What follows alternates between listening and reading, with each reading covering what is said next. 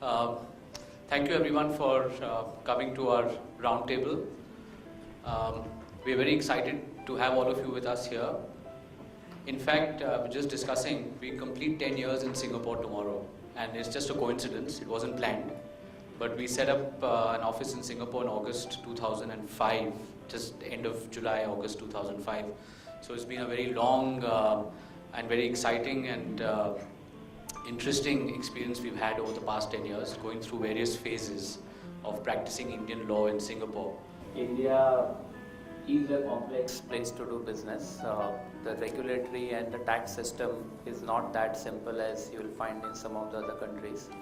At times there are issues on predictability of the system or the law which has been drafted by the parliament because the interpretations which are taken by the tax department and by the regulators sometimes don't go with what has been drafted in the legislation. To understand the issues that India faces, one needs to understand India itself and the nature of companies that are there in India and what are the issues that crop up because of these nature of the companies and the people who are manning these companies. And therefore, to appreciate these issues, I must throw some light on this background.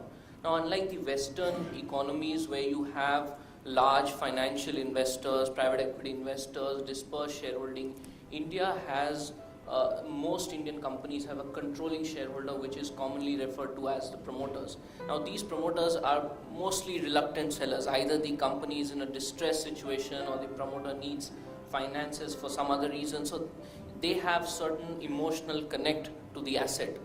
Which is not the case if you are looking at a private equity investor.